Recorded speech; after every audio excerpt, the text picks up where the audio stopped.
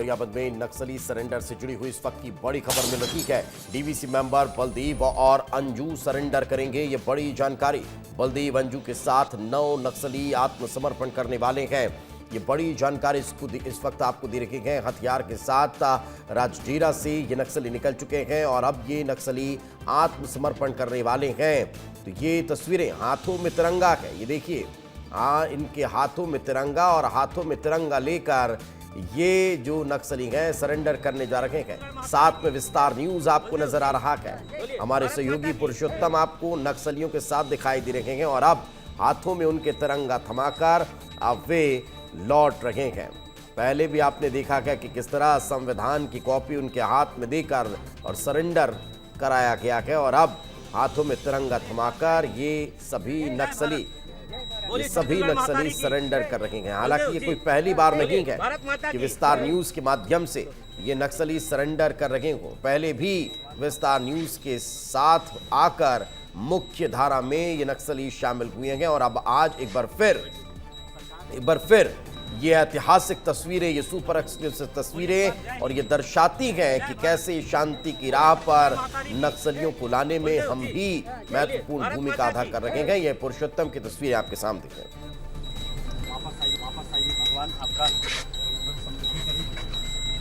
आप लोग स्वागत है। आप लोग सरकार के जो आप लोग नीति का अपनाया, बोलिए एक बार जय हिंद, जय भारत, बोलिए छत्तीसगढ़ महातारी की, बलदेव जी बोलिए भारत माता की।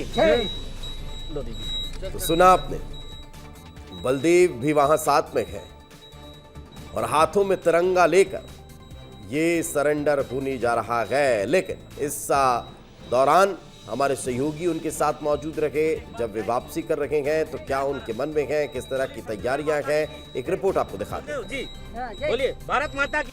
गरियाबंद जिला नक्सली मुक्त होने जा रहा है क्योंकि यहाँ पे जिस बलदेव और उषा की तलाश थी वो अब सरेंडर करने आए हुए हैं और निकल रहे हैं। उनका हम ये वाहन है, इस वाहन पे जाएंगे सुरक्षित तरीके से। इन्होंने पुलिस को मदद मांगी, मीडिया को भी मदद मांगी और उसके बाद ये सुरक्षित तरीके से मुख्यालय जाएंगे। इनसे बात करते हैं। दीदी कितने लोग हो आप लोग? हम लोग 9 जाने। 9 जने। कौन कौन हो? अंजू, बलदेव और सोनी, रंजीत, स्वरूपा, नविता, रत्ना। पूरे 9 के 9 लोग हो। तो आप लोग इतना दिन क्यों लगा दिए? हमको हमारे संपर्क नहीं थे इसलिए थोड़ा देरी हो गया। हाँ, तो ये देखिए से पहली तस्वीर हम दिखा रहे हैं आपको कि इस तरह से ये जो 9 लोग हैं। बलदेव जी कौन है इसमें से? ये बलदेव है। बलदेव आपकी काफी दिनों से तलाश थी, आप क्यों नहीं आ रहे थे यहाँ पे? नहीं, हमको कुछ देर हो गया सर हम आने के लिए। हमको कुछ सुविधा इसने संपर्क होने का आदमी नहीं था। अच्छा। इसलिए हम तुरंत से नहीं आ पाया। जो एसपी जो लिखा है वो फॉर्म फिलअप भी हमको मिला है, उसको हम फड़े भी किया। हम सिलेंडर करेंगे करके हम फिर बाद में हम निर्णय करके हम सिलेंडर किया है सर। जा रहे हो? हाँ, 9 लोग है। ठीक है, किसी प्रकार का डर नहीं है? डर नहीं है सर। तो 9 लोग सरेंडर करने जा रहे हैं, सब साथ में हैं। विस्तार न्यूज साथ में है। विस्तार न्यूज से इन्होंने मध्यस्थता की अपील की और मध्यस्थता विस्तार न्यूज के सहयोगी पुरुषोत्तम कर रहे हैं और उन्होंने पुलिस से बात कराई, एसपी से बात कराई। अधिकारियों से बात करने के बाद दोनों तरफ से आश्वासन मिला, ग्रीन सिग्नल मिला और अब इस ट्रैवलर में सवार होकर हाथों में तिरंगा लेकर ये सभी अब मुख्य धारा में शामिल होने के लिए निकल रहे हैं। शांति की राह पर अब ये आगे बढ़ने वाले हैं। ये अब संविधान की राह पर आगे बढ़ते हुए नजर आने वाले हैं। वो बंदूकों वाला रास्ता, वो गोली वाला रास्ता, वो हंगामे वाला रास्ता अब ये छोड़ चुके हैं और अब ये शांति की राह पकड़ चुके हैं, ये विकास की राह पकड़ चुके हैं, ये विस्तार की बात करने वाले हैं। और यही कारण है कि अब ये एक साथ हाथों में तिरंगा लेकर आगे बढ़ रहे हैं और मुख्य धारा में शामिल हो रहे हैं। इन्होंने लाल आतंक को अब अलविदा कह दिया है और लाल आतंक को अलविदा करने के बाद अब ये अपने नए जीवन की शुरुआत करने जा रहे हैं, नया आगाज करने जा रहे हैं। नए साल की शुरुआत के साथ इस पहले महीने में इन्होंने अब ये संकल्प ले लिया है कि अब कभी वापस उस दुनिया में नहीं जाना है अब हाथों में तिरंगा थामना है और इसे ही ऊंचा उठाना है।